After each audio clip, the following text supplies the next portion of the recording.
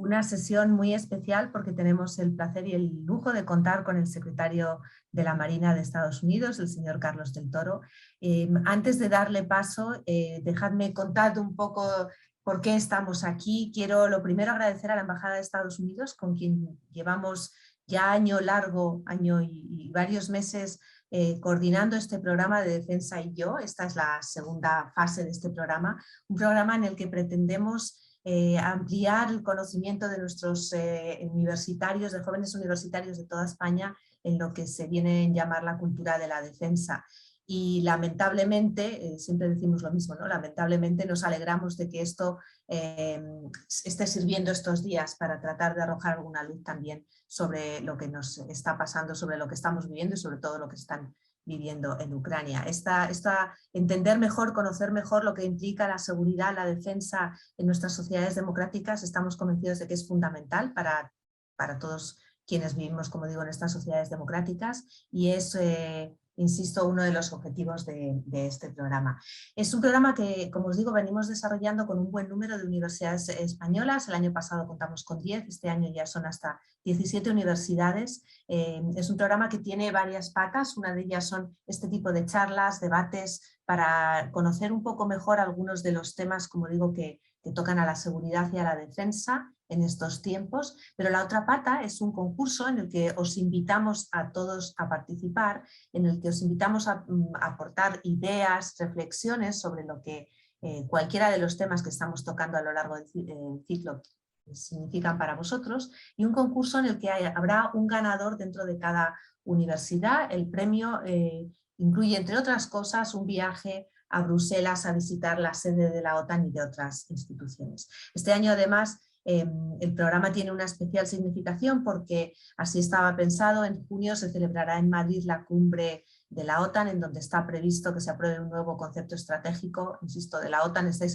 oyendo hablar mucho estos días y es importante conocer por qué es importante estar ahí, quiénes la forman, cuáles son sus objetivos y qué significa para nuestra defensa colectiva. Y también quiero agradecer en esta ocasión muy particularmente a Jordi Quero, director del Máster en Relaciones Internacionales, Máster de Diplomacia dentro de CEI International Affairs, que es la Escuela Diplomática de Barcelona y que es la universidad que en esta ocasión ha unido fuerzas con nosotros para esta sesión en concreto.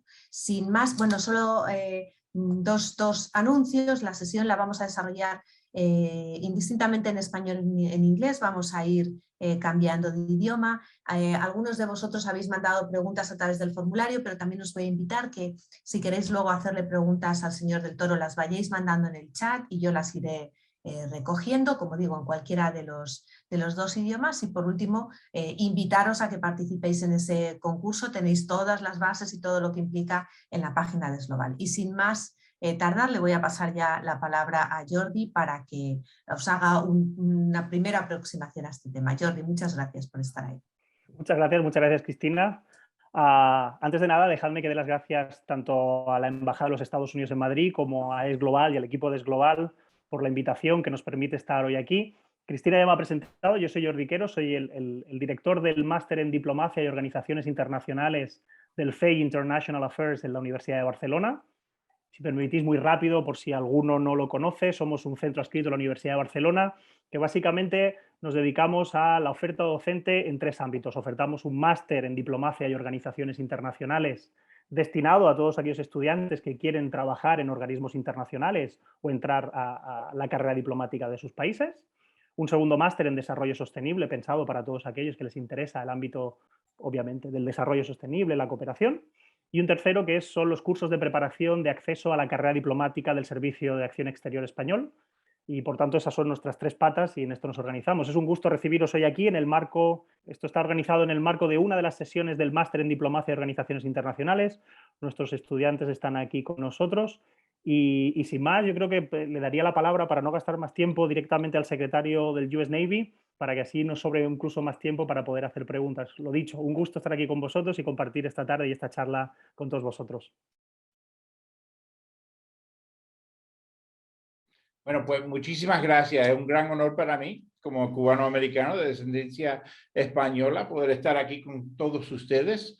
Yo nací en Cuba en 1961, pero mis bisabuelos eran de Islas Canarias y anteriormente de Cádiz y anteriormente del pueblo de Toro, no lejos de aquí de Madrid. Es un gran orgullo para mí como el segundo hispanoamericano servir como secretario de Marina, poder estar con todos ustedes hoy. Y entiendo que hay más o menos 60 estudiantes de todas las partes de España con nosotros hoy, es un gran honor. Voy a hacer mis primeros comentarios en inglés y después cambiaremos a español como ustedes deseen. Buenas tardes de nuevo. I want to thank you for joining me and congratulations on your selection to this very important program of significance to our embassy and to the universities across Spain.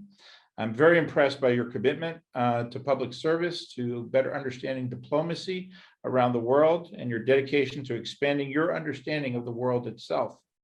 We need talented students like yourselves more than ever today to shape the future of Spain and the NATO alliance. I know you share my horror at the atrocities that are being committed by Russia and President Vladimir Putin.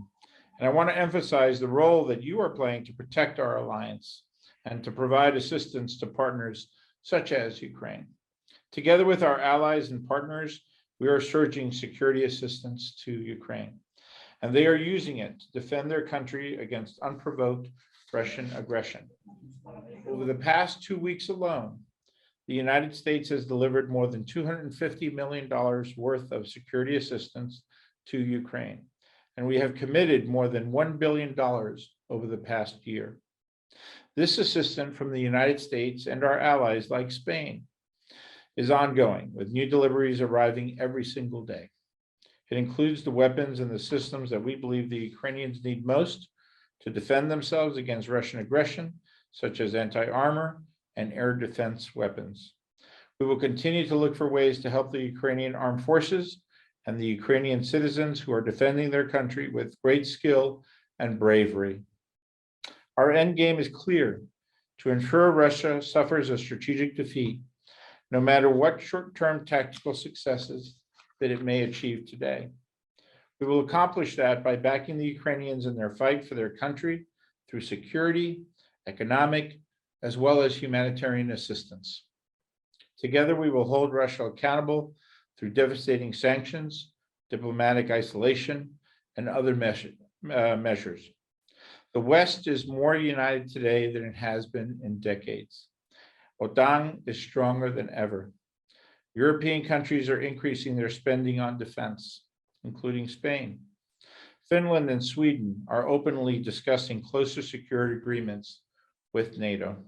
The real question on the table today is, what is Russia's endgame? What do they hope to achieve? They are the ones that launched this war, this horrible war, and now they have no effective way out of it. So how does this end for them? That's still impossible to say with much clarity. At home, Putin's crackdowns have brought a new level of repression to Russia that will only increase public dissatisfaction abroad and at home. And the economic hardships will only get worse for the entire country. Young, educated Russians, young people just like yourselves, are trying to leave the country by thousands. They see there is a better way. No one knows the importance of freedom and democracy better than one who lives under a repressive regime. And I know this personally. Yo nací en Cuba. My parents and my grandmother brought me to New York City when I was only a year old. I will always be grateful for the opportunity to grow up in a democracy and not a communist state. That's why I chose to serve as an officer in the United States Navy. It was my opportunity to give back for all the freedoms that the United States gave me. And it was an opportunity to work alongside amazing people around the world. My very first deployment brought me here to Spain, to Palma de Mallorca, and to Barcelona.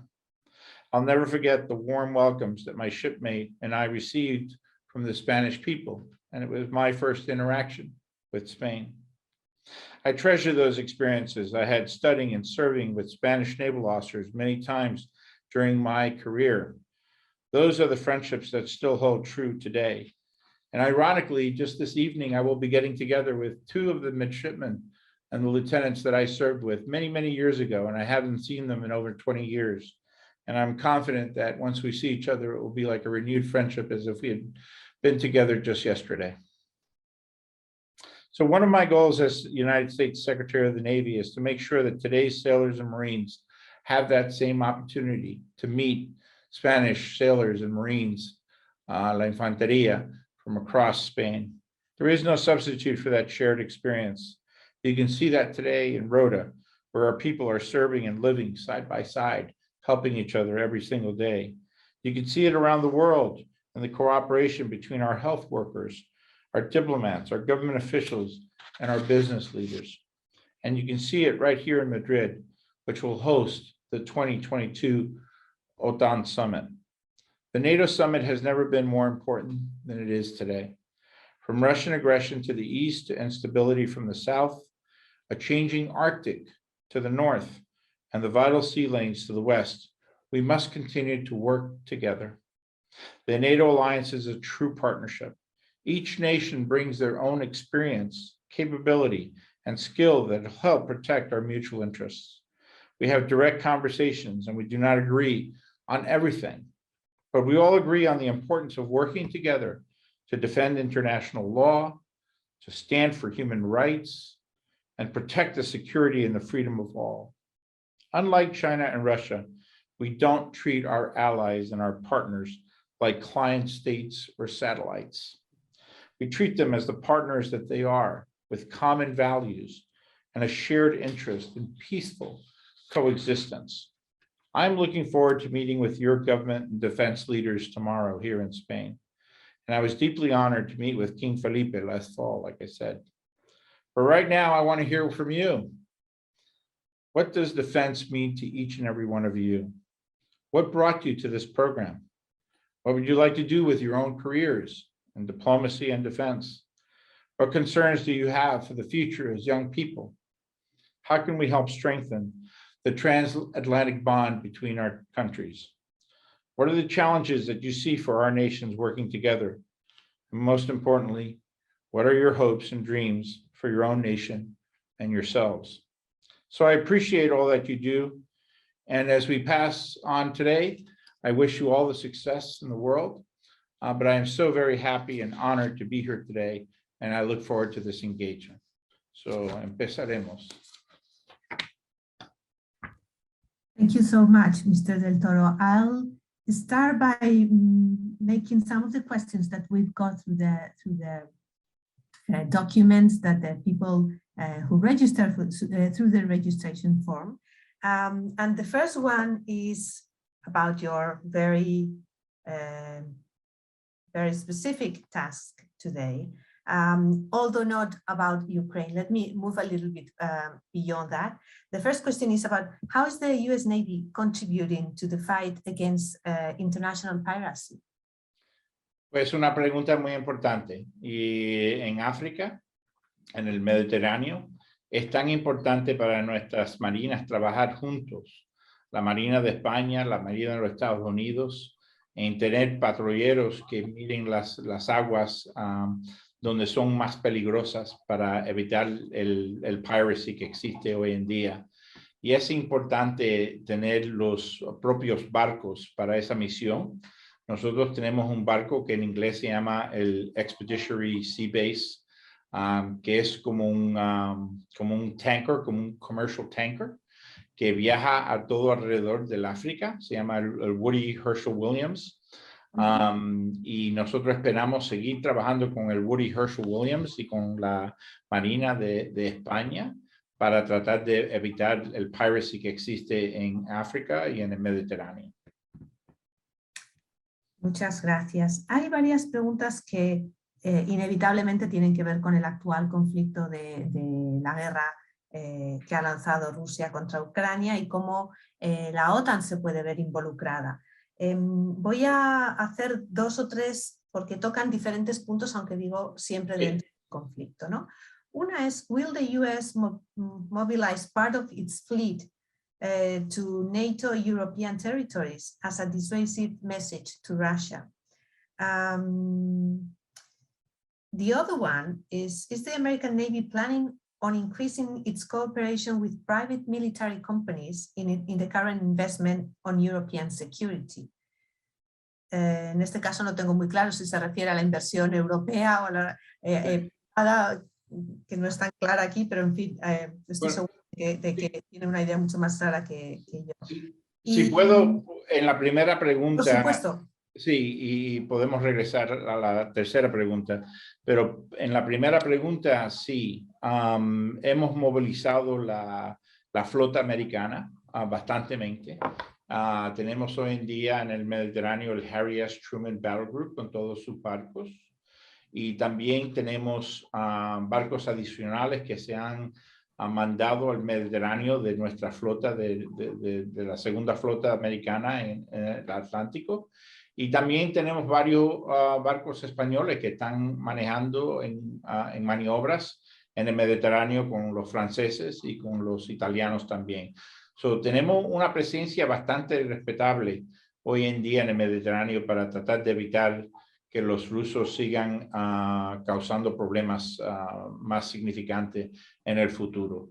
En respuesta a la segunda pregunta, yo no reconozco de ningún atento como se dice, to hire private contractors para ayudar la situación aquí en Europa ahora. ¿Puedo pedirle un poco más de información sobre lo primero que nos ha contado? Toda la parte de la flota que ya estaba en el Mediterráneo o que se ha venido desde el Atlántico, hasta donde se puede, para que todos nosotros entendamos un poco mejor cuál es el propósito de esa flota, cuáles son los puntos en donde se está no concentrado físicamente, sino de dónde pueden venir los riesgos. Quiero recordar, por ejemplo, que desde hace varios años Rusia encontró una salida al Mediterráneo en el puerto de Tartus, en Siria, ¿no? Y que gracias a la alianza que tiene con el régimen de Bashar al-Assad, pues tiene ahí una salida a nuestro mar, que es algo que lleva buscando años. ¿Cuáles son los principales objetivos de esa flota y dónde están sobre todo poniendo el foco? Bueno, verdaderamente lo que queremos hacer es vigilar a los barcos rusos y evitar que ellos piensan que pueden hacer actos de guerras en un futuro. Es un acto para deterrence. ¿Cómo se dice deterrence en español? Disuadir. Exactamente. Más que nada. Y eso es la importancia de tener los barcos en suficientemente números para vigilar a los barcos rusos. Perfecto. Volveremos sobre estos temas seguro, pero hay también un par de preguntas que tienen que ver con el cambio en el orden liberal internacional, ¿no? Llevamos muchos años hablando de esto, pero desde muchos analistas están convencidos que esto es un punto de inflexión en hacia dónde va ese cambio. Hay una pregunta específica sobre cómo o si cree que Estados Unidos va a ver amenazada su posición como garante de ese orden y seguridad mundial, como lo ha sido hasta ahora, tanto por lo que está ocurriendo como por el posible ascenso o el ascenso real de otra potencia como es China. Y hay otra más genérica que es hacia dónde cree que va este orden internacional liberal. En mi opinión, esta orden internacional no le pertenece solamente a los Estados Unidos, le pertenece a todas las uniones de todos los países democráticos en el mundo entero trabajando juntos. Países como existen en la OTAN y también muchos otros países democráticos que no son parte de la OTAN, también trabajando juntos para tratar de proteger la orden que nosotros reconocemos. Es una orden democrática que respeta a las órdenes de las leyes internacionales y también con mucho respeto a los derechos humanos que todos estos países respetan tanto y desean proteger contra otros países que no tienen el mismo respeto a los derechos humanos. Perfecto, muchas gracias. Pues quiero darle ahora la palabra a Juliana, que ha hecho una pregunta vía chat. Juliana Guasti, si me estás escuchando, por favor, te pediría que conectaras la cámara y el micrófono. Hi, Juliana. Hello, first of all, thank you very much for this opportunity. I think it's an honor for all of us, especially young people studying political science.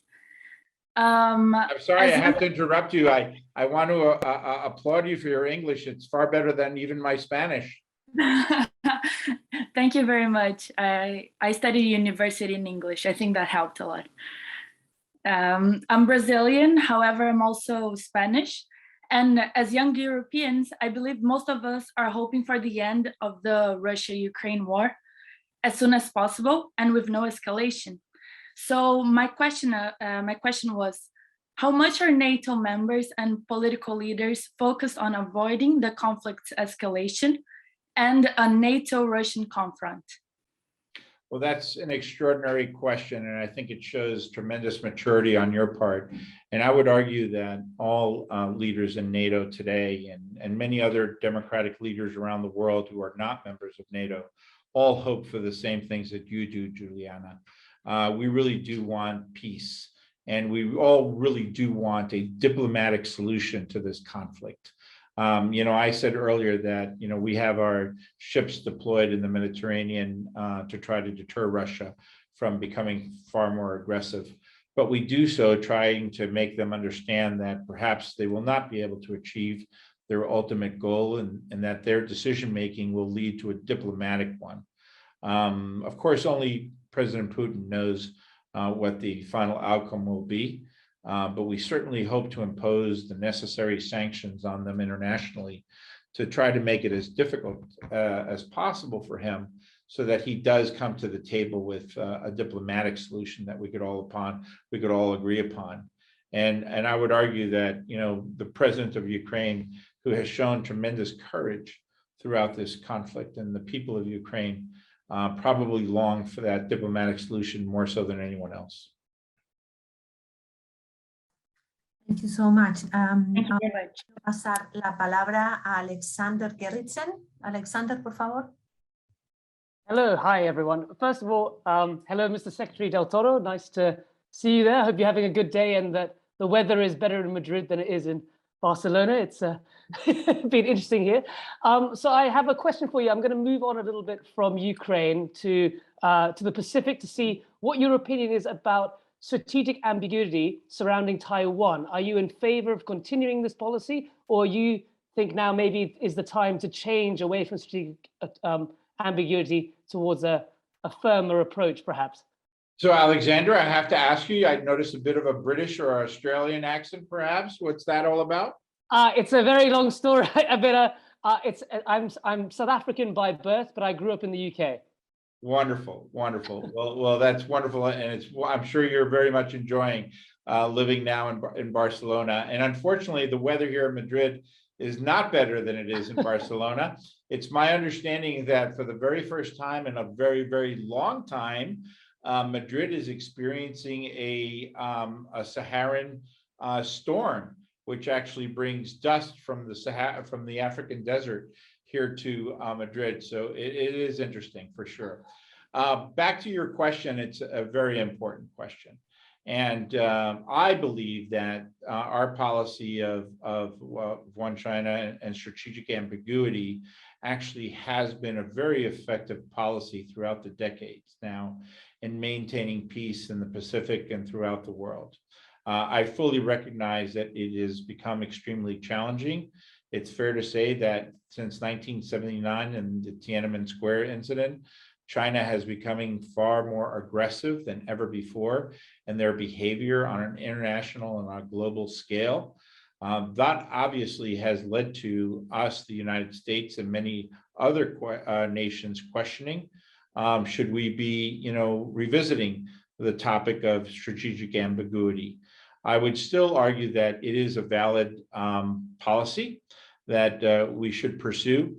However, at the same time, I think that it is extremely important for us as a global community to also make it very clear to China that we will simply not tolerate their violation of international norms, of the violations of treaties, international treaties, the way they have been, and also their violation of human rights that they have continued to be the aggressor with. And so I think it's important for us to continuously revisit this topic and come together as nations from all over the world to try to deter China from any malintent that they have with regards to Taiwan. And Taiwan, the people of Taiwan have democratically elected their president and their democratic leaders, and we would hope that that type of behavior would continue in the future. It's very complicated, and I am sure that President Xi is looking at the current situation today in Ukraine and wondering if President Putin is having as much of a difficult time in invading Ukraine and holding on to Ukraine, that challenge will be even more so difficult should China decide to invade Taiwan. Thank you very much for that response. That was brilliant. So thank you. Muchas gracias. Ahora voy a hacer otra pregunta que nos hace Fernando Ibáñez sobre el Ártico. ¿Cuál es la posición del Ártico y si considera posible que, dado el calentamiento global que sufrimos, sea más importante esa ruta marítima por el Ártico para reducir y que reduzca al mismo tiempo la importancia del canal de Suez? Bueno, otra pregunta muy complicada. La situación del clima en el Ártico es muy complicada, como ustedes saben bien, y el calentamiento del Ártico es, como se dice en inglés, un challenge y también una oportunidad para economic development en el Ártico. Ustedes saben muy bien que si se abran, como se dice, new sea lanes of communications in the Arctic, there'll be many nations that try to take advantage of that as well too. Even China has claimed to be an Arctic nation. I don't quite understand how that could happen, but nevertheless, and the relationship between Russia and China is also a very complicated one. I'm not sure necessarily that the Russians trust the Chinese in the Arctic in terms of their desires for the future. The United States is an Arctic nation, and we have many national security interests in the Arctic. In fact, just these past 2 weekends, we've been conducting what's referred to as ISEX, which is a exercise with some of our submarines in the Arctic. And we've been sending both scientists and policymakers up to the Arctic to understand better how the Arctic functions. We have a team of international scientists up there right now at the base camp. So these are all very complicated questions that will yet to be determined exactly how this evolves. But what we do know is that I think it's important for nations to work collectively together in the Arctic to try to achieve the best results and goals and desires for all nations on a global scale. Muchas gracias. Le voy a pasar la palabra de nuevo a Jordi Quero para dar seguimiento a alguna de las cuestiones que estamos tocando. Jordi, por favor. Yeah, sorry, really quick. I can help to ask you a follow-up question on the issue of China and how this connects with the Ukrainian crisis. For many years, we the Europeans have been hearing by different US administrations on this transformation of the US strategic scope and priorities that you label as pivoting to Asia.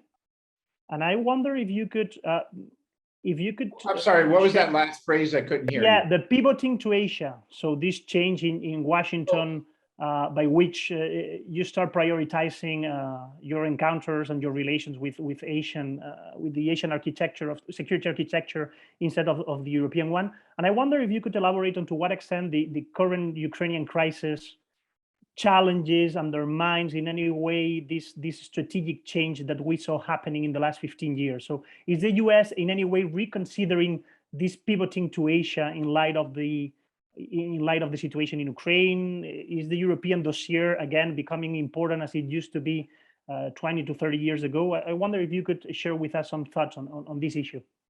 Thank you. So without question, even given the situation with Russia and Ukraine today, China presents a significant pacing threat to the United States and our national security interests in Asia, not just to the United States, but to all nations. As you well know, Taiwan is a significant economic trading partner with many nations throughout the world. The chip manufacturing industry in Taiwan, for example, has significant influence and impact on all economies across the globe. Therefore, it is a significant economic threat should China attempt to invade Taiwan. And that's why it's a significant pacing threat to the United States. But in the short time that I've been Secretary of the Navy, and even beforehand, I've always come to the conclusion that all nations are interconnected today more so than they ever have been. And what happens on one continent has a direct impact on the relations on another continent, for example. And so these are all interrelated. And so while China is the pacing threat, we, the United States, along with Spain and along with many other NATO partners, have been engaged in essentially a land war in the Middle East over the past 20 years. Now that the conflict, we've removed ourselves from Afghanistan, we have shifted our attention to Asia. But here we are today, extremely worried about what's happening in Europe again. And so all these events are interconnected, and we cannot just ignore one at the expense of the other. We have to be prepared to meet the challenges wherever they may rise. And unquestionably, Russia's invasion of Ukraine and the threat that it presents to other NATO nations is significant. And the United States stands fully behind NATO and our allies and partners, whether they be in NATO or not be in NATO, to protect our national security interests in Europe. Thank you very much. Ahora le voy a pasar la palabra a María Emilia Jiménez.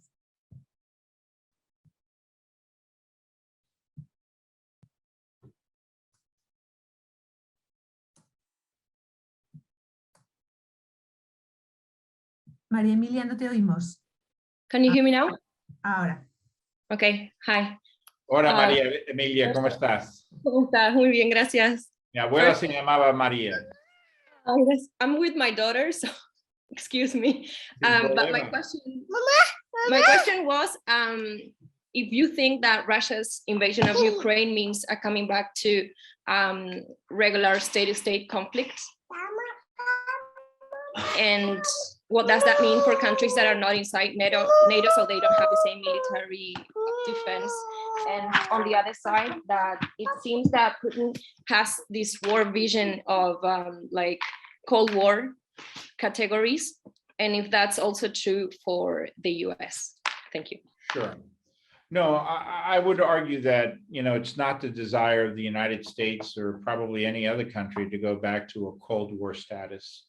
And in fact, if there's anything that we've learned is that nations working together with common democratic principles and basic human rights principles, even with countries that perhaps aren't democratic, but who share in this common value that we must respect human rights and must work together as a global community of nations to try to establish peace throughout the world, which is really what we all want. I mean, the economies of all nations succeed far more successfully than in times of peace than in times of conflict. And we see this right now with increasing inflation and gas prices and everything else. And that's why I think it's incredibly important for us to stand together, united in NATO and OTAN and with other non-NATO countries as well too, to try to deter this aggression on the part of Russia, so that we can reach a diplomatic solution and bring peace back to Europe and peace back to the world. And hopefully, in Asia, China will see what's happening with regards to Russia and Ukraine, and how the entire community of nations around the world has come together imposing sanctions on Russia, and perhaps avoid that from happening in Asia as well too. I mean, that's certainly the hope and the desire, I think, of free nations, so that children like your children, like your child, can grow up in a peaceful world in the future. Maria. Thank you so much. Yes, we owe it to her. I have a granddaughter, her same age. Thanks. That's the world that we owe it to her. Acabamos de bajar radicalmente la edad media de los asistentes al programa Defensa y Yo. Es muy bueno saber que hay continuidad. Muchas gracias, María Emilia. Muchas gracias, señor del Toro. Voy a pasarle ahora la palabra a Joana Argemí, que también tenía una pregunta.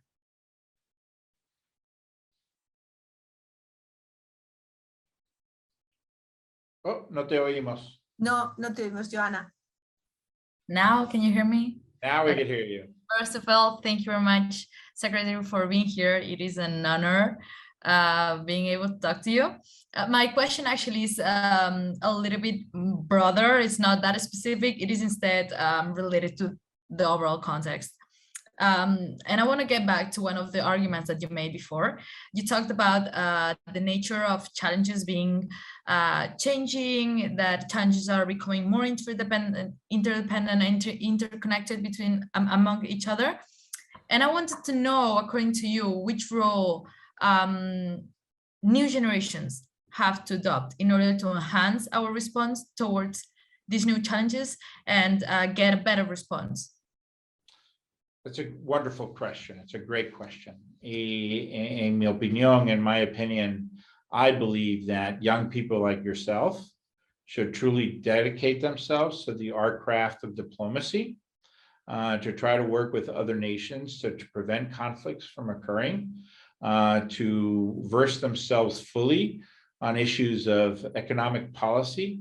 I often say that economic policy is equally tied to national security policy, and vice versa. National security policy is tied to economic policy.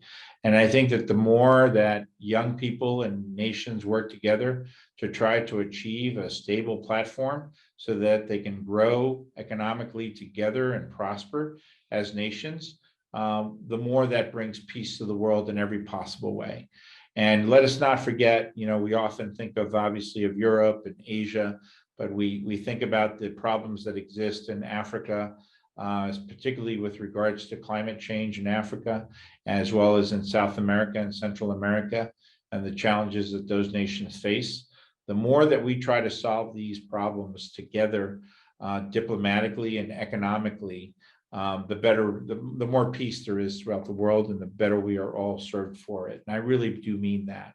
And those of us who are senior leaders in national security, who have that perspective, have a far better command of what is required to try to solve these extremely difficult positions and issues that we face as a world today. And it is regretful that we have, individuals like President Putin and Xi and others who perhaps don't want to take that course of action.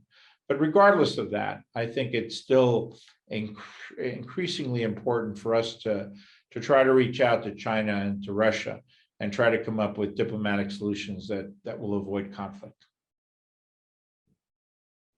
Thank you. Voy a hacerle ahora una pregunta que no tiene nada que ver con lo que estamos hablando, y es ¿cuántas mujeres forman parte de la Armada en Estados Unidos? ¿Cuántas forman parte de los órganos superiores? Y si hay algún tipo de política para equilibrar la presencia femenina, tanto femenina como de las minorías. Eso es una pregunta muy importante para nuestras marinas. Nosotros hoy en día aproximadamente en los alistados, son más o menos un cuarto, un 25% de las fuerzas navales, de infantería y del Navy también. Pero desgraciadamente para los oficiales es mucho más pequeño, más como un 10% si acaso. Y nosotros estamos tratando lo más posible de reclutar y mantener muchas más mujeres en nuestras fuerzas navales, porque es increíblemente importante que podremos reclutar lo más posible. It's a real national security challenge for us. We have to, 50% of our population is female, and we should recruit far more than we are recruiting today. And we're investing a lot of money and time to actually try to recruit more women into the service. That also means that we have to be more respectful of the family environment for our soldiers and our sailors and our Marines. Far more women today have professions that they care about deeply before having children, for example. And so we have to invest far more resources in child daycare centers so that they can have proper and affordable daycare for their children while they go to work every day. Also family separation. There are many in our naval services where we have men married to women in the service itself. And so being respectful of how we assign those and where we assign people so that they can be together to take care of their children when possible. That's also very important. So we're investing a lot in the United States Navy and Marine Corps on what we refer to as talent management to try to retain as many women as we can in the force. May I ask you regarding this question whether there are significant differences between the different branches of the Army, between infantry or the aviation and the Navy? There are, I would say that there are subtle differences. They vary sometimes between the Air Force and the Army and the Marine Corps and the Navy, but the problems aren't dramatically different. In some cases, and some what we refer to as MOSs or career fields, like the submarine force, women, it has only been recently that women have been allowed to enter the submarine force, as opposed to the surface force, for example, which allowed women to enter much earlier. I myself, when I was in the Navy, I served for 22.5 years. I was a commanding officer of one of our ships, and it had mixed gender crew. And about 1/3 of my crew was female, and about 2/3 of my crew was male. And so they were fully integrated and fully combat ready. And it was a tremendous learning experience for me. Muchas gracias. Hay una pregunta sobre algo que hemos tocado ligeramente, pero no de esta manera, y es ¿cuál es el papel de la Marina de Estados Unidos en la seguridad del Pacífico? Hemos hablado de China, hemos hablado de Taiwán, pero exactamente ¿cuál es el papel que tiene la Marina en el Pacífico? Bueno, el papel de la Marina en el Pacífico es igual al papel de la Marina en el mundo entero, es proteger los sea lanes of communications. So that there is safe transit and passage for all the commerce. That's global commerce. Pero por el South China Seas alone, about 1/3 of the global trade actually passes through the South China Sea. And so that's extremely important. And the other thing that's extremely important as well too is the protection of the fiber optic cables that lie on the seabed itself. When you look at international digital trade that takes place globally, that all about 99% of it happens over fiber optic cables on the seabeds. And so maintaining the safety of those fiber optic cables is extremely important as well. So that's the primary role of our Navy in the Pacific and around the globe. That links perfectly with the next question that I have here, which is not about security itself, but it's about the technologies that the US Navy is developing or focusing on. It mentions things like cyber defenses, drones, hypersonic gliders. I'm sorry, I'm not an expert in anything technical, but what are the technologies in which the Navy is focusing on today? So the Navy is a very sophisticated service. It always has been, even from the very first days of sail.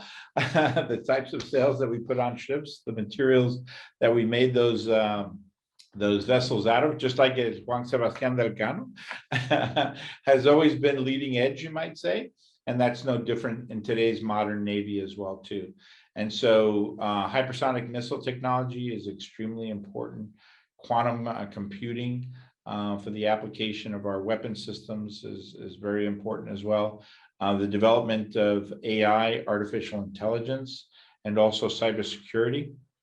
Those are all technologies that today's young people are going to school for and are participating in the research and development that's taking place in the United States Navy and in many other navies around the globe. And Spain is a leader in that, in the advancement of very advanced technologies with your F-110 frigate and many of your other platforms in the Spanish Navy and the Spanish Marine Corps as well too. And one of the goals that we hope to achieve is to build these weapon systems and platforms and ships and aircraft and ground equipment that can interoperate. It can be integrated and it can interoperate together so that we strengthen each other's capabilities in the future. That also leads to my next question, which is related to AUKUS. Someone asks whether you can explain a little bit more the importance of this alliance with Australia, also linked to the Pacific. And, you know, here in Europe, it caused much controversy precisely because of the difference in the military capabilities that the French technology offered regarding the British technology and the US technology. Well, and certainly let me start off by saying that we have great relationships with all of our allies and partners. We value the contributions of the Spanish tremendously. You know, you allow us to have this wonderful base in Rota, Spain, cerca de Cádiz, and the investment that we make in the southern part of Spain is so very important to us in every possible way. And so we're very, very thankful for that. We're thankful for the interoperability and the 20 years of us working together in Afghanistan and the sacrifices that were made by so many Spanish and Americans who served in Afghanistan as well. That also is equally true of our relationship with France. France has a wonderful Navy. We operate very, very closely with France in the Mediterranean and all over the globe. We have tremendous respect for the French and the investments that they've made in their own Navy and their ability to interoperate with us as well as to the British and the Australians. And so with regards to AUKUS, it has become clear that the Australians wish to invest in their submarine force. And we have been working with the Australians and the British we will continue to work over the next 18 months to try to figure out exactly what that might look like and what may develop from it. And so that's what AUKUS is all about, is sort of these free nations working together to try to come up with common solutions that could improve the capabilities of all our navies working together. Now that you've mentioned Afghanistan, do you think that the way the US retreated from Afghanistan has damaged the US reputation?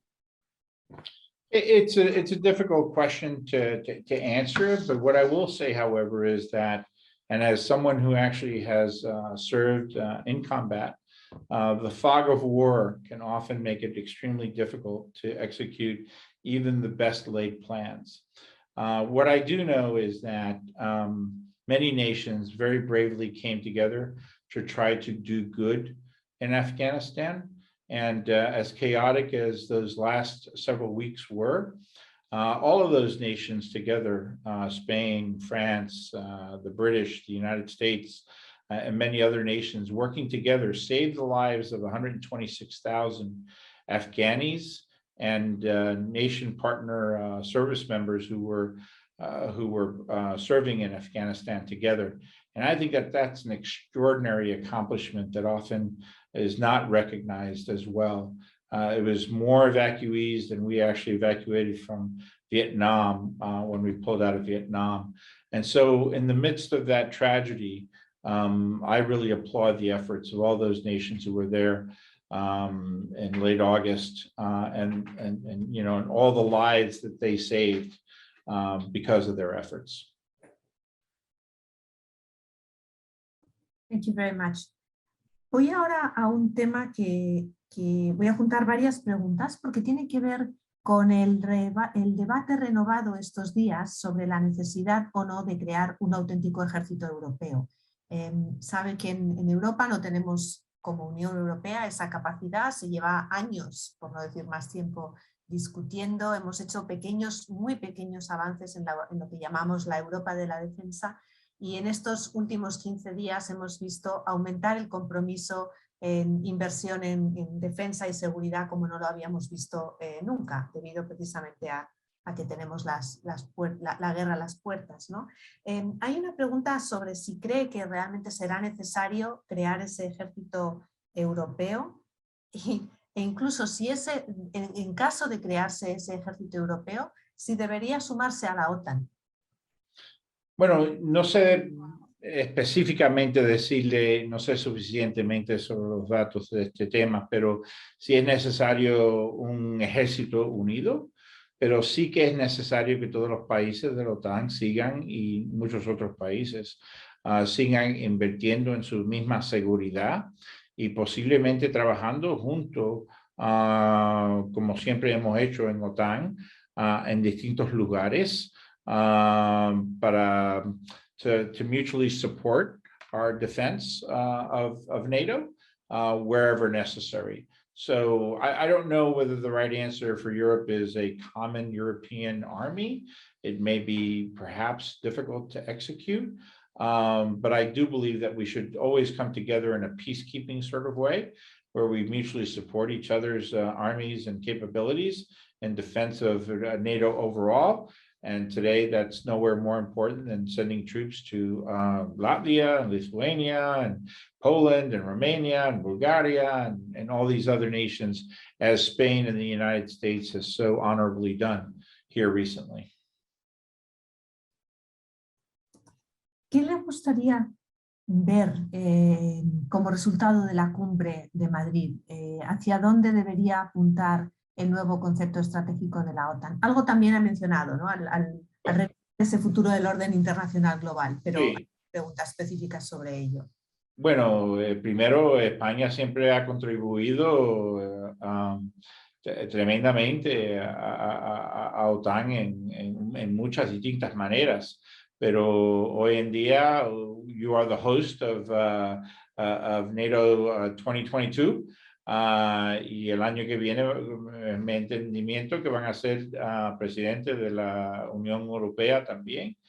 So there's no doubt in my mind that Spain has always stepped up to the plate and being an equal partner to the United States and making efforts all over the world, and is demonstrating that they are continuing to do so in the months and the years ahead as you host NATO here in June, and then later on take over the presidency of the European Union as well too. And I think it's extremely important for Spain to continue to play that role in all of Europe. Muchas gracias. Le voy a pasar de nuevo la palabra a Jordi para que él plantee alguna otra pregunta. Jordi, por favor. Sure. We have been hearing you today here, Mr. Secretary, vindicating the bilateral relations between the US and Spain when it comes to the security field. I wonder if you could share with us your thoughts and your understanding on the other side of this coin, meaning, I mean, I'm sure that this is not a honeymoon story. There are also some challenges ahead, some flaws in our relation, some things to be improved. What is, in your opinion, the things that are not so ideal in our bilateral relations when it comes to security? What are the things that we need to pay attention to in order to be improved in this bilateral relation? Absolutely, and I think it's a great question. There's always challenges in any relationship. There's challenges in personal relationships between human beings, and it's no different in the relationships between nations. Yep. Largely, many of those challenges are sometimes driven by the economies and the realities of the day. Unemployment in different countries varies from country to country, and obviously, you know, all countries have been negatively impacted by COVID.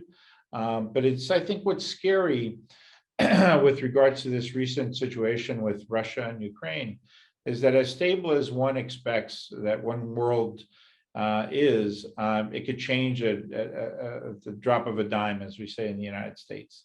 And your worst threats can now become your fears. And that's why it's important to always be, I think, consistent and transparent, and to try to work as closely together as nations as one possibly can, to be best prepared collectively and together to be able to meet these threats. With regards to Spain, I think that the continued commitment to increase your defense budget and you know, for the benefit of the collective security of Spain and the stability that brings your own economy here in Europe is incredibly important. And I applaud the leadership of the government of Spain and all the people of Spain for not taking that commitment lightly, and for really stepping up to the plate to do so. You know, there'll always be challenges platform to platform, but I'm confident that we can always work our way through that. and work towards a better goal together, I think, than separately.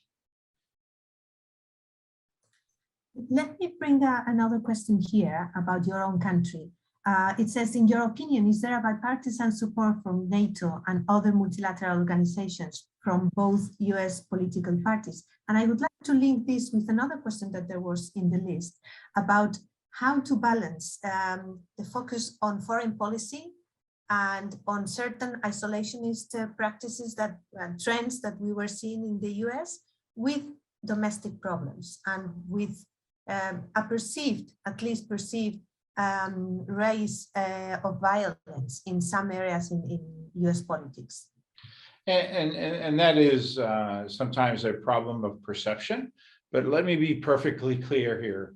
Our President Joe Biden, is far more dedicated, and this administration is far more dedicated to the collective mission of NATO than I think we've ever seen in any administration for decades.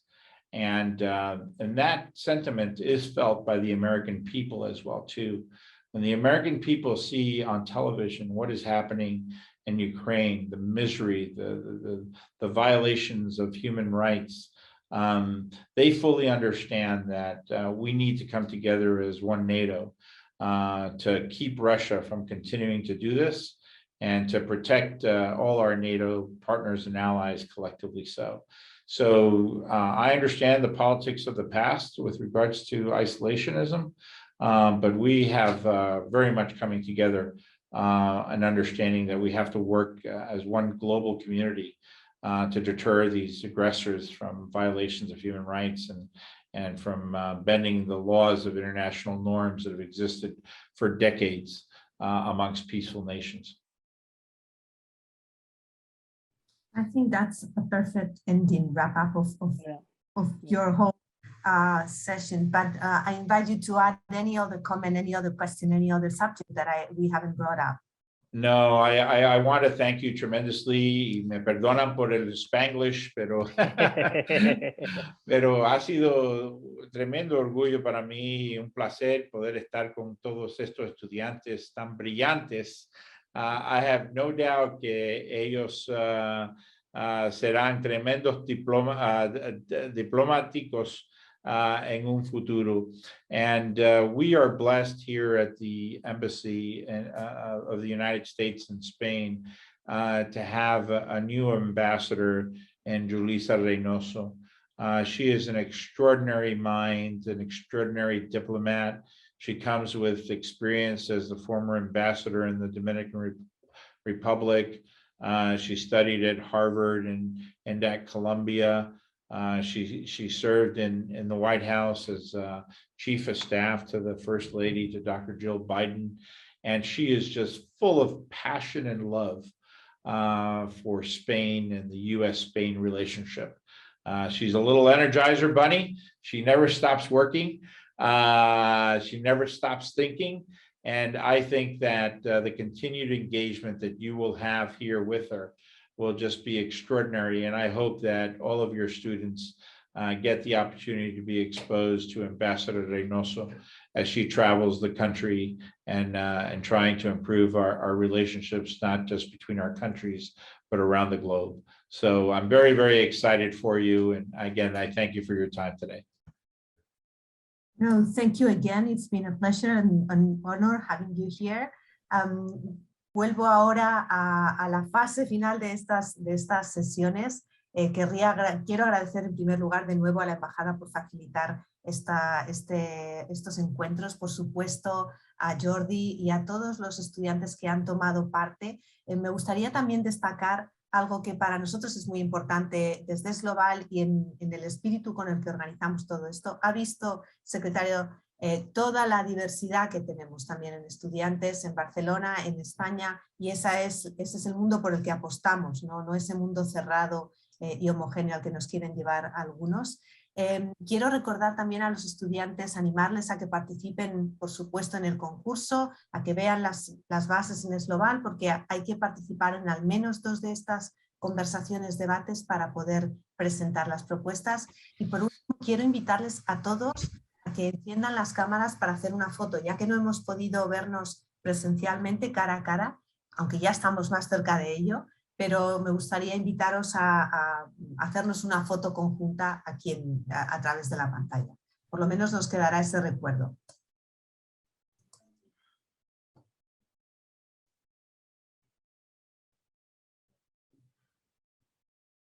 Genial, fantástico. Como sabemos, no todos caben en la pantalla, pero bueno, habrá muchos. Así que, Ana, cuando estés lista, tú nos avisas. ¡Qué maravilla! Mira todos estos jóvenes. Estupendo. El Pues, futuro de nuestro mundo.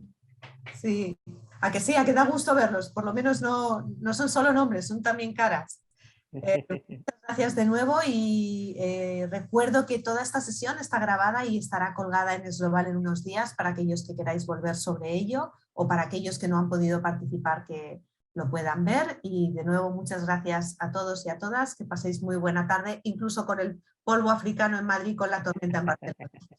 Gracias, profesora. Muchas gracias. Que Dios los bendiga a todos. Muchas gracias. Adiós. Adiós.